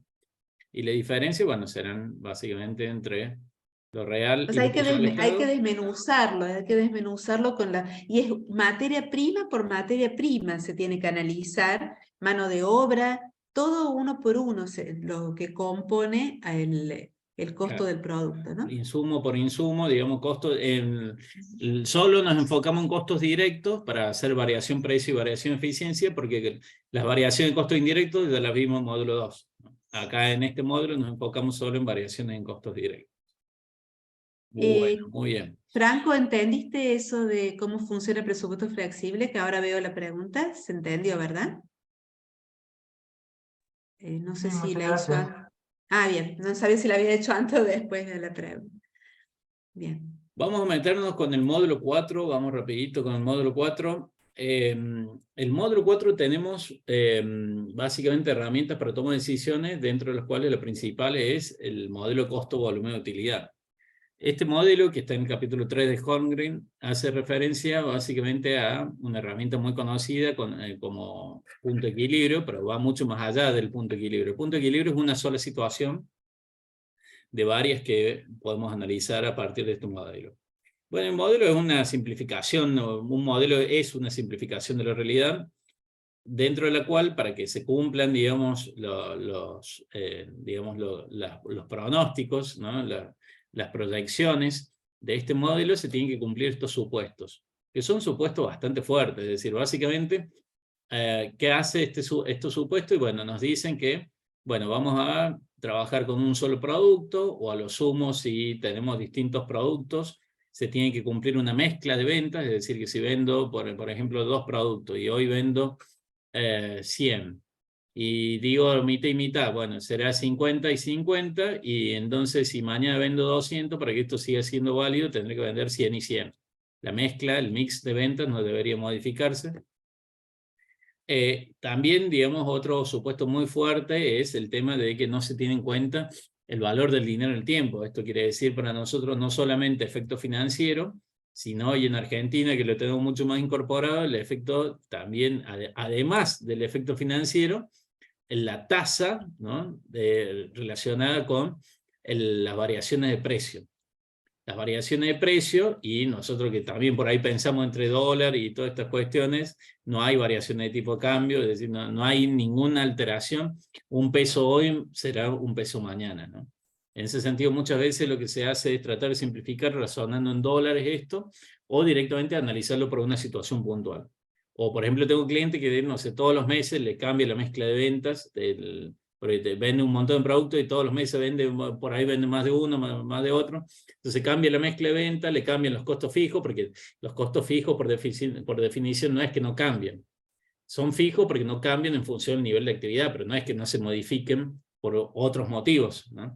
Entonces, básicamente hay que estar recalculando, ¿no? Hay que estar estableciendo permanentemente, digamos, y analizando cómo es la mezcla de venta en función de datos reales. Para eso necesitamos datos reales de los márgenes de los distintos productos, y esos márgenes nosotros le vamos a decir contribuciones marginales, ¿no? Aquí vamos rápidamente a los 3 métodos, a ver, lo paso así. Los 3 métodos que tenemos son justamente un método que vamos a denominar de la ecuación, donde hacemos la división entre ventas. Acá un concepto importante es que todo lo que se vende contado, y todo lo que se paga contado, ¿no? Entonces ventas será ingresos totales. Acá se rompe la diferencia, por lo menos así a grandes rasgos. Ya vamos a ver que hay algunas cuestiones más financieras puntuales, específicas, pero bueno, lo fundamental es que no hay inventarios tampoco, ¿no? Todo lo que se fabrica se vende, no hay existencias, ¿no? Son supuestos muy fuertes, ¿no? Esto sirve, por ejemplo, para empresas de servicio, anda muy bien, para eventos, para organizar un evento, o por ejemplo un curso, bueno, se calcula el punto de equilibrio y sale fácilmente, digamos. Por supuesto, para un momento. Si queremos planificar un evento de acá al año que viene, y bueno, va a cambiar 500 millones de veces, ¿no? Pero bueno. Básicamente ahí tenemos entonces el método de la ecuación diferencia ventas de costos. Esa es la gran diferencia con el método siguiente. Acá tenemos ventas, que será precio de ventas multiplicado por el volumen de ventas, menos los costos totales, que acá costos y gastos es otra diferenciación. No hacemos diferencia, por lo menos aquí en esta explicación, es decir, los costos de producción y costos de no producción va todo junto. Costos y gastos, vamos a decirlo así, ¿no? Costos y gastos va todo junto, y lo único que importa es si son variables o si son fijos. Ya vamos a ver que por ahí podemos hacer alguna distinción en algún caso si es directo o indirecto, pero fundamentalmente la gran diferencia es si es variable o si es fijo. Si varía, vamos a tener un costo variable unitario multiplicado por el volumen de ventas, y si no varía en función del nivel de actividad, el costo fijo, ¿no? Entonces, básicamente, acá tenemos este ejemplo que me dice que facturo a $10, lo que a mí me costó 5, lo compro a 5, lo vendo a 10, simple, y tengo una estructura chiquita de $1000 de costo fijo, localito una persona, vendo 400 unidades, vendo 400 de estas cositas chiquitas que vendo, que a mí me cuestan 5, entonces de costo variable serán $2000. Yo las vendo a 10, las 400 unidades, por lo tanto facturaré $4000 como facturo, cobro contado, y de estructura de costo fijo tengo $1000. Acá hay una pregunta de Marcela, ¿no? ¿Qué no entiendes, Marcela? ¿Qué cosa no puntualmente no entiendes? Porque yo lo que tenemos que... ¿Qué cosa? Estas fórmulas que está explicando del método de ecuación, no entiendo. Mira, Marcela, para que te quede claro, fíjate que no hay nada raro. Estamos partiendo de ingresos menos costos, es una cuenta de almacenero. Lo único que está haciendo el profe es acomodando los números para que a mí me sirva. ¿Entendés? Para aplicar. Primero, acordate que vamos a trabajar con variables y fijos, costos variables y fijos, ¿sí? Nos olvidemos de otras clasificaciones, ¿sí? Por un lado. Entonces, un costo total está formado ¿por qué? Por costos variables y costos fijos. Hasta ahí sí, ¿verdad? Y tenemos el costo total. Entonces, luego, lo que hace es abrir, llamarlo de otra forma, ingreso total. Aparte de decir ingreso total, ¿no podemos llamarlo precio unitario por cantidad? Y ahí tenemos las ventas totales, ¿sí? Menos los costos variables totales. ¿No podemos decir costo variable unitario por cantidad? Sí, entonces lo ponemos. Y costos fijos.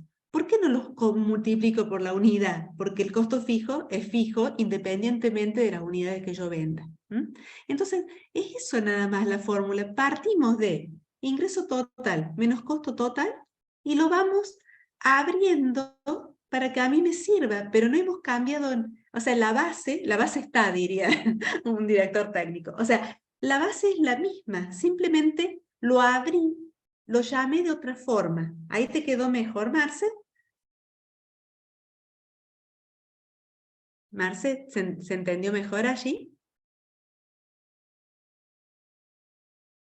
Pero no entiendo qué no entiendes. Quizás ¿para qué hacemos todo esto, digamos? Ahora cuando apliquemos vas a ver Claro. por qué queremos eso. Pero básicamente es para entender de dónde sale la utilidad operativa de lo que yo estoy analizando. Eso, llegar a ese Eso, por ahí seguimos un poquito y ahí vemos si se entiende ahí mejor. vas a entender mejor. Bueno, entonces acá básicamente lo que tenemos es ventas menos costos totales. Costos y gastos serían, ¿no? Costos y gastos variables, costos y gastos fijos. Sería un estado de resultados esto. Entonces, ventas menos costos variables totales menos costos fijos totales nos da la utilidad operativa. Esto es un estado de resultados utilizando el método o modelo de costeo variable. En el costeo variable yo diferencio los costos y gastos solamente en función de si varían o no en función del nivel de actividad. Si no varían, son los que llamamos costos fijos. Y si cambian, son los que llamamos costos variables totales. que lo puedo abrir en el costo variable unitario multiplicado por la cantidad. Es lo que decía recién. Supongamos yo vendo un solo producto que es un adornito así. ¿Okay? Entonces lo vendo en un local chiquito. Yo por ese local, por el hecho solamente de tener un empleado y del alquiler, tengo $1000 mensuales. Lo razonamos así en dólares, más rápido, más simple, más redondito. Y a mí me cuesta $5 cada producto que vendo. Entonces si compro y vendo, por supuesto porque no tengo inventarios, ¿no? A mí me lo fían, todo el momento que lo vendo lo pago. ¿Okay? Y como lo cobro contado, se lo pago al proveedor contado, todos los días pasa a cobrar. Entonces, vendí en este mes 400 unidades, entonces a mí me cobra $5 mi proveedor, entonces de costo variable tengo $2000. Ese es mi costo variable total. ¿Y cuánto fue lo que cobré?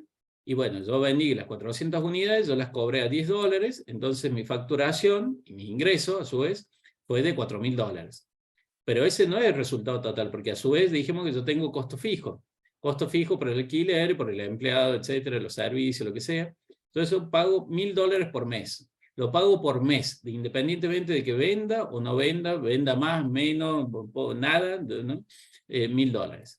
Entonces mi resultado, la utilidad operativa de ese mes será $1000. 4000 de ventas, 2000 de costo variable y 1000 de costo fijo. Ahora, ese es un razonamiento clásico, que es ventas menos costos, ¿no? Ventas menos costos serán el estado de resultado tradicional, ¿no? Que nosotros veíamos más parecido al costeo completo o costeo integral, donde tenía costos por un lado, ventas por el otro lado. En cambio, cuando miramos el costeo variable, nosotros nos acercamos más a este enfoque de la contribución marginal. La contribución marginal es todo lo que cambia en función de que yo venda. Todo lo que no cambia en función de que yo venda es lo que llamamos el costo fijo, ¿no? Entonces, ¿qué pasa cuando yo vendo? Y bueno, cuando yo vendo, ya no voy a tener el efecto, a mí no es solo que me entra 10, porque en realidad me entra 10, pero automáticamente le estoy pagando 5 al proveedor. Entonces, en definitiva, no me queda 10. Me queda 10 menos 5 que le pago al proveedor. Eso es lo que llamamos el margen o contribución marginal unitaria. La contribución marginal unitaria es la diferencia, acá la tenemos, la contribución marginal unitaria, esta CM minúscula, es la diferencia entre el precio de venta que yo cobro, yo lo vendo a 10, y lo del costo variable unitario, que es lo que me cobra mi proveedor, lo que a mí me cuesta 5. Entonces en realidad me deja $5 solamente cada producto que vendo. Los 10 que cobre y los 5 que le pague a mi proveedor. Me quedan $5 de contribución marginal unitaria. Si yo vendo 400 unidades, tendré una contribución marginal total. Una contribución marginal total, acá la vemos, M mayúscula, la diferencia entre las ventas menos costos variables totales. Tendré una contribución marginal total de 5 por las 400 unidades que vendo. Son 5 por 400, $2000. Y lo que no cambia en función de que yo tenga mucha o poca o nada de actividad son los costos fijos, que, bueno, en ese caso simplemente es restarle los $1000 y bueno, el resultado matemático es el mismo de antes, pero el enfoque, la filosofía que está atrás de esto es totalmente distinta. Porque lo otro era ventas y costo por otro lado. En cambio acá miro lo que cambia en función de mi nivel de actividad y lo que no cambia en función de mi nivel de actividad. Lo que cambia se llama contribución marginal. A eso lo vemos bien clarito cuando no tengo actividad. Por ejemplo, si no vendo nada, mi contribución marginal será 0. ¿Por qué? Porque 5 por 0, ¿ok? Todo esto es 0. Entonces, mi resultado, mi utilidad operativa, mi resultado, digamos, del mes, si no vendí nada, será menos costo fijo. Es decir, ni siquiera es positivo, claramente es negativo, porque estoy para atrás. Literalmente estoy para atrás, estoy negativo, $1000 porque no vendí nada, no me entró nada, no le pagué nada a mi proveedor, pero tuve que pagar los sueldos, el alquiler y todas estas cosas que sabemos, los costos fijos, costo y gasto fijo, ¿no? Y a medida que empiezo a vender, y bueno, este numerito, la contribución marginal se irá haciendo cada vez más grande, hasta que en algún momento me alcanza para cubrir los costos fijos. Cuando me alcanza para cubrir los costos fijos, lo que llamamos el punto de equilibrio. Cuando supero el punto de equilibrio, tengo un resultado positivo. Hasta que no lo supere, estamos ahí, ¿no? A ver, lo paso rápido. Ahí está. A ver, ahí. Entonces, básicamente, ¿cuál es la situación hoy? Hoy estoy vendiendo 400 unidades. Si vendo 400 unidades y cobro $10 por cada una, entonces mi venta será de 4000. dijimos que tengo un costo fijo de 1000. Bueno, y además tengo un costo variable de 5. Si vendo 400 unidades por 5, serán 5 por 400, $2000. Entonces, 2000 más los 1000 que tengo de costo fijo, mi costo total será de $3000. La diferencia es entre las ventas y el costo total, una ganancia o utilidad operativa de $1000. Bueno, pero yo acá determino gráficamente lo que se llama el punto de equilibrio. Cuando se cruzan, digamos que pasa en el punto de equilibrio tres cosas: las ventas, los ingresos totales igualan los costos totales, la utilidad operativa por lo tanto igual a 0, y lo otro que pasa es que la contribución marginal es igual a los costos fijos. Eso lo podemos ver, bueno, lo vemos acá nomás. ¿Qué pasa cuando vendo 200 unidades? Cuando vendo 200 unidades, y bueno, básicamente yo voy a cobrarlas a 10, y a mí me cuestan 5, entonces la contribución marginal es 5 por 200, 5 por 200, ¿cuánto es la contribución marginal? Será $1000. ¿Y cuánto eran los costos fijos? $1000, y bueno, ahí se cumple eso, ¿no? La otra forma que tengo de verla era con el primer método, que era el método de la ecuación, que decía, bueno, las ventas igual a los costos totales. Las ventas, cuando vendo 200 unidades, serán a $10, entonces facturo $2000. Y los costos van a ser 1000 fijos, más los 5 variables. 5 por 200 serán $1000 más, entonces el costo total será $2000. Y ahí está. Estamos ahí en ese punto donde la utilidad operativa es igual a 0. Pero otra forma que tengo de verlo es acá, el punto de equilibrio, ¿no? Es decir, yo el gráfico que mostraba recién era este, digamos. Ahora simplificado, el punto de equilibrio eran 200 unidades. Acá, con este otro gráfico, lo que estoy dibujando sería la línea de utilidad operativa. Es decir, la función de utilidad operativa es, a ver, la podemos ver acá. La función de utilidad operativa, vuelvo para atrás, acá está. La función de utilidad operativa será esta. La utilidad operativa la pueden escribir así, ¿no? O la pueden escribir así, es decir, es la contribución marginal menos los costos fijos, o las ventas menos los costos variables menos los costos fijos, es decir, las ventas menos los costos totales igual a la utilidad operativa. Entonces, ¿qué pasa cuando la utilidad operativa es 0? Y bueno, cuando la utilidad operativa es 0, yo puedo pasar los costos fijos para el otro lado y me va a quedar que la contribución marginal es igual a los costos fijos, que era lo que decía recién. Eso pasa cuando la utilidad operativa es 0, que es el punto de equilibrio. Y si no, la utilidad operativa va a ser menos los costos fijos más la contribución marginal. Menos los costos fijos más la contribución marginal. Que era lo que decía recién, cuando no vendo nada, la contribución marginal es igual a 0, y entonces cuando no vendo nada, arranco de acá, de menos los costos fijos, ¿no? 1000. Empiezo a vender, y empiezo a tener por cada unidad que vendo $5.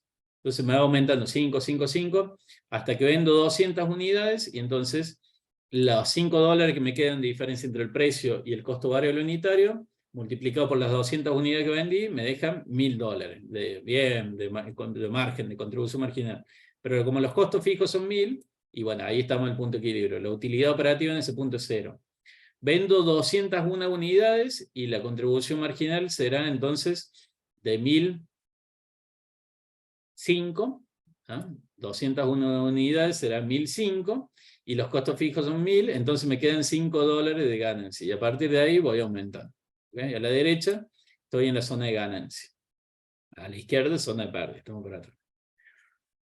Bueno, de ahí se deduce el punto de equilibrio. El punto de equilibrio físico será, como decía, igualo las ventas o ingresos totales con los costos totales. En el punto de equilibrio la utilidad operativa es igual a 0. Entonces lo que puedo hacer es abrir los costos totales en variables y en costos fijos. Y entonces lo que puedo hacer es los costos fijos, pasarlo para el otro lado. Acá están restando, pasan para el otro lado sumando. Entonces me quedan las ventas menos los costos variables, lo que llamamos la contribución marginal. La contribución marginal en el punto de equilibrio es igual a los costos fijos, que eso era lo que mencionaba recién. Bueno, abrimos la contribución marginal. Vamos a decir que la contribución marginal es la contribución marginal unitaria, que es el precio de venta menos el costo variable unitario, multiplicado por el volumen de ventas. ¿No? Es lo que me deja cada unidad que vendo entre lo que le cobré al cliente y lo que le pago al proveedor, multiplicado por la cantidad de unidades que vendí. Entonces acá despejamos, yo quiero saber cuántas unidades tengo que vender para cubrir estos costos fijos. Entonces, todo esto que está multiplicando pasa para el otro lado dividiendo y me va a quedar que es igual a los costos fijos sobre precio de venta menos costo variable unitario, o también conocido como contribución marginal unitaria. Entonces, la cantidad de unidades a vender, en este caso, por ejemplo, si yo hubiera hecho el cálculo, sería $1000 sobre el precio de venta, que es 10, menos los costos variables unitarios, que es 5, 1000 sobre 5, entonces ahí estaba que tenía que vender 200 unidades. ¿No? También puedo despejar del punto de equilibrio el precio y el costo variable unitario. El precio, fíjense si en lugar de despejar la cantidad, yo despejo precio de esta fórmula. Y bueno, entonces voy a pasar la cantidad, la paso para otro lado dividiendo, y esto que me quedó acá restando lo paso sumando. Entonces el precio, en el punto de equilibrio, que no tengo ni ganancia ni pérdida, va a ser igual a el costo fijo total sobre la cantidad de unidades que tengo que vender, que esto, si le revisan el módulo 1, se llama costo fijo unitario. El costo fijo unitario más el costo variable unitario. Esto me dice que en el punto de equilibrio, con el precio que vendo, no tengo ganancia. El precio solamente cubre costos fijos y variables. Costo y gasto, estamos diciendo, ¿no?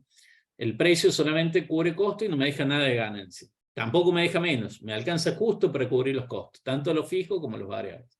Y si despejo el costo variable unitario, lo mismo, va a ser el precio menos el costo fijo unitario. ¿Ok? Bueno, yo sé que estamos muy mal de tiempo. Vamos a tratar de llegar hasta las 8:30 y ahí cortamos. ¿Ok? Bueno, ok, listo, no hay problema, perfecto. Bueno, vamos un poquito más, el punto de equilibrio monetario. Cualquier pregunta, ya saben, pueden encender el micrófono también, ¿no? Total libertad. Ahí ya vamos redondeando la clase. Punto de equilibrio monetario será cuánto tengo que facturar para llegar a la situación de equilibrio. Ya no cuántas unidades tengo que vender, sino cuánto tengo que facturar en monto de facturación. Es decir, cuánto tengo que vender. Y para eso voy a calcular esto que se llama la tasa o porcentaje de contribución marginal, que no es ni más ni menos que el margen. Es decir, cuánto es el margen, que eso nosotros lo calculamos intuitivamente. En este caso, si yo vendo a 10, lo que a mí me cuesta 5, la forma de calcular es, a mí me quedan 5 por cada unidad que vendo, sobre 10 que lo vendí, entonces tengo un margen del 50%. ¿Cómo lo calculé? Se hace la contribución marginal unitaria sobre el precio de venta. La contribución marginal unitaria dijimos que es precio menos costo variable unitario, es decir, 10 menos 5, sobre el precio de 10, será 5 sobre 10, entonces me queda una margen o tasa, porcentaje podría decir. Bueno, ahí Nur está preguntando decisiones de eliminación de línea. Bueno, vamos cerrando con ese tema, Nur, ¿ok? Bien. Con eso yo puedo calcular el porcentaje, digamos, de contribución marginal. Con ese porcentaje de contribución marginal, podré calcular cuánto es el monto de facturación para la situación de equilibrio, dividiendo los costos fijos totales sobre ese porcentaje que acabo de calcular. Entonces será el porcentaje del 50%, tomo entonces ¿cuánto tengo que facturar? Será el costo fijo total de $1000 sobre el 0,5 o 50%, como lo quieran escribir, tengo que facturar $2000. Y eso lo veo bastante simple, porque si en realidad hubiera tomado las 200 unidades de antes, ¿no? Estas 200 unidades que veíamos recién, las 200 unidades de equilibrio, lo multiplicado por $10, que es el precio de venta, entonces me decía que vendía $2000. El problema es cuando no tengo el dato para calcularlo y lo tengo que calcular con esta fórmula. En ese caso, digamos, esta es la fórmula, ¿no? Esta es la fórmula a aplicar. Esta que tengo acá. Ahí está. Es costos fijos totales sobre la tasa o porcentaje de contribución marginal. Bueno, cuando hablamos entonces del coste variable, serán las ventas, menos los costos y gastos variables, la contribución marginal total, menos los costos y gastos fijos, tendré la utilidad operativa. Pero aquí básicamente cuando yo tengo utilidad operativa igual a 0, la contribución marginal es igual a los costos fijos. Eso es lo que pasa. La contribución marginal será un monto tal que al restarle los costos fijos, esto me quede 0. Es decir, esto va a ser igual a esto. Eso es lo que pasa, ¿no? Ahora, lo deseable sería que la contribución marginal total sea mayor a los costos fijos para que al restarle los costos fijos me quede algo de ganancia. Me quede utilidad operativa positiva, ¿no? Entonces, ¿cómo hago eso? Y bueno, ahí lo que tendré que hacer es calcular lo que llamamos el punto de ganancia. El punto de ganancia hace referencia a cuánto es lo que tengo que facturar, digamos, o unidades que tengo que vender para lograr un determinado resultado. Y para hacer eso, básicamente, lo tendré que sumar a la utilidad, ¿no? Le tendré que sumar a la utilidad a los costos fijos. ¿Por qué? ¿Por qué tengo que sumar la utilidad a los costos fijos? Y bueno, porque este razonamiento que decía recién, digamos. Si quiero que la contribución marginal al restarle los costos fijos me deje algo positivo, entonces sumando estos dos conceptos, la contribución marginal debería ser igual. Debería ser un monto tal que al sacarle una parte que sean los costos fijos, me queda otra parte que sea la utilidad operativa. Por eso, en la fórmula lo que hago es sumar costos fijos. ¿Dónde está la fórmula? Acá. Costos fijos, por ejemplo, en el ejemplo que teníamos recién era $1000. Supongamos que quiero ganar $1000, y bueno, y a eso lo voy a dividir en la contribución marginal unitaria, que era de 10 menos 5, entonces, bueno, me da que $2000 sobre 5, me da que tengo que vender las 400 unidades, que era el ejemplo del cual partían. Supongamos que en lugar de 1000 que quisiera ganar $2000. Y bueno, entonces sumaré los $2000 que quiero ganar a los 1000 de costo fijo, lo divido en la contribución marginal unitaria de 5, precio de 10 menos costo variable unitario de 5, y eso me dará que tengo que facturar 600 unidades para lograr un resultado de $2000. ¿Ok? Bueno, me dicen que estamos muy complicados de tiempo. Bueno, esto no vamos a llegar a explicarlo, pero básicamente esto es el mismo razonamiento, nada más que será la utilidad. Ustedes saben que la utilidad operativa es antes de intereses e impuestos. Si yo quiero sacarle impuestos, el impuesto a las ganancias va a ser un porcentaje sobre la utilidad operativa. Entonces, tendré que hacer un cálculo específico, reemplazando en lugar de la utilidad que quiero obtener, así como utilidad operativa, como la tenía acá, en lugar de esta utilidad deseada, en lugar de esta utilidad deseada tenerla, se me trabó acá, ahí está. En lugar de esta utilidad deseada ser mi objetivo, será la utilidad operativa, que equivale a decir la utilidad operativa será lo mismo que la utilidad después de intereses e impuestos, considerando la alícuota del impuesto a las ganancias. Es decir, la utilidad operativa menos el impuesto a las ganancias me va a dar un concepto que vamos a denominar utilidad neta, por ejemplo, ¿no? Si le queremos decir así. Entonces, utilidad operativa, el impuesto a las ganancias va a ser un porcentaje de esa utilidad operativa. Entonces, la utilidad neta va a ser lo mismo que decir la utilidad operativa menos, ¿no?, la utilidad operativa de la que tengo que partir menos el impuesto a las ganancias. El impuesto a las ganancias va a ser un porcentaje de esa utilidad operativa, por ejemplo el 30, el 35%. Entonces claramente deberé vender más unidades para ponerme un objetivo, considerando que quiero ganar determinada cantidad de dinero después del impuesto a las ganancias.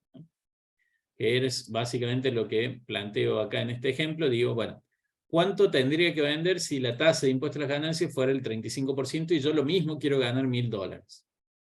En el ejemplo de antes yo vendía 400 unidades y ahora aplicando esta fórmula me da que el costo fijo era 1000, quiero una ganancia de 1000 luego de impuesto a las ganancias, es decir, sobre 1 menos el 35 o sobre el menos el 0,35, expresado en términos puntuales, todo eso sobre la contribución marginal unitaria de 5. Entonces, esto, 1 menos el 0,35 es 1 menos la alícuota de impuesto a las ganancias. Me da que al dividir los $1000 en 0,65 me da un número más grande, lo divido en un número más chico de 1, me da un número más grande, entonces me da que debería facturar 508 unidades. ¿No? Y al facturar 508 unidades, ahí vemos que el impuesto a las ganancias serían 108 unidades. Si yo antes conseguía $1000 de ganancia de utilidad operativa, facturando 400, acá aplicándole el impuesto a las ganancias el 35%, serán 108 unidades lo que se va, ¿no? Bueno, me pedían que explique, bueno, esto es lo mismo, nada más que en caso multiproducto, digamos, acá tengo distintas líneas de producto y en ese caso lo que deberé considerar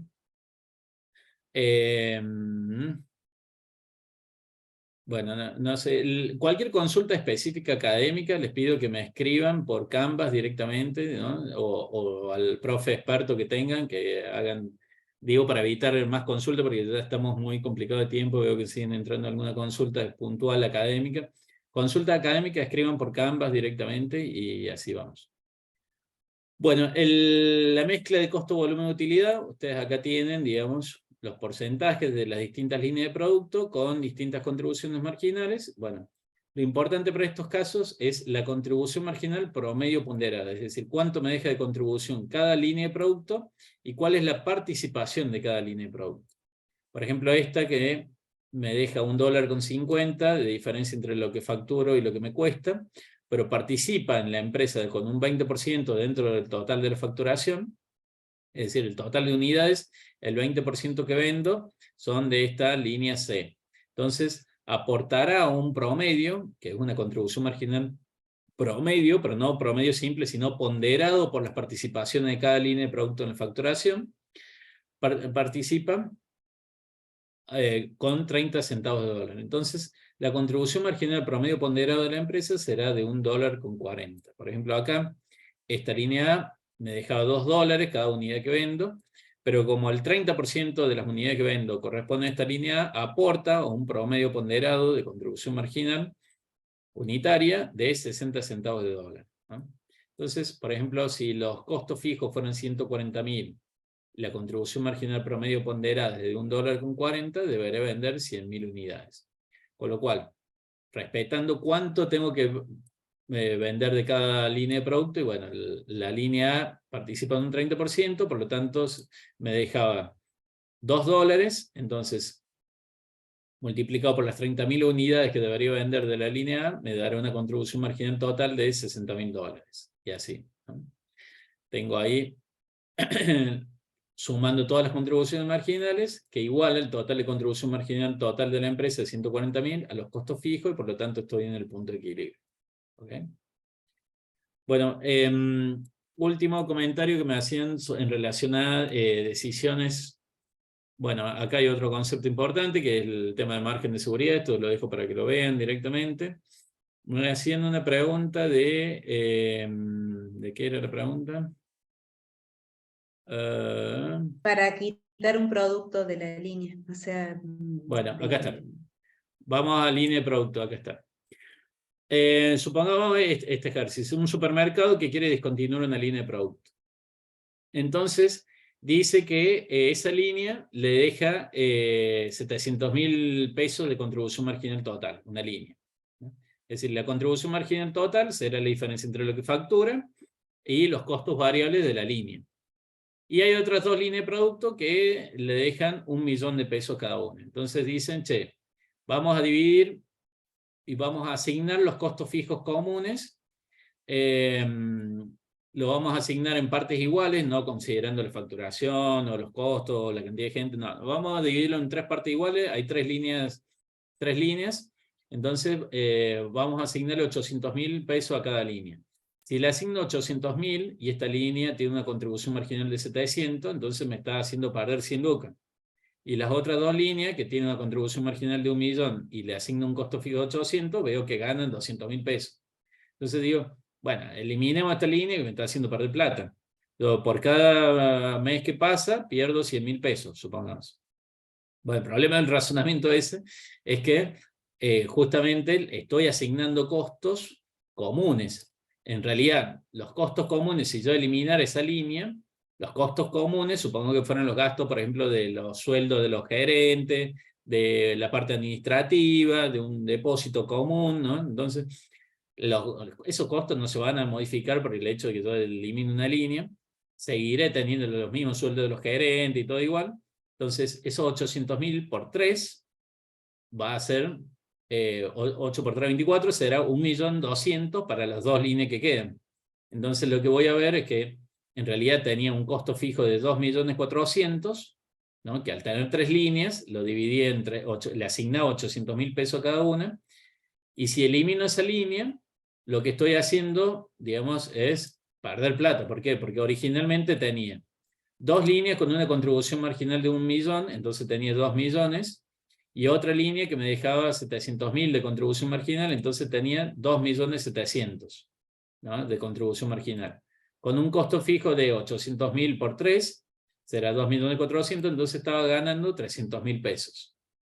Si elimino la línea esta, lo que hago es desaparecer los 700.000 pesos de contribución marginal que me aportaba esa línea, y me quedarán solamente las otras dos líneas con una contribución marginal de 1.000.000 de pesos, con lo cual la contribución marginal total de la empresa será 2 millones, menos un costo fijo común de 2.400.000, paso a perder 400.000.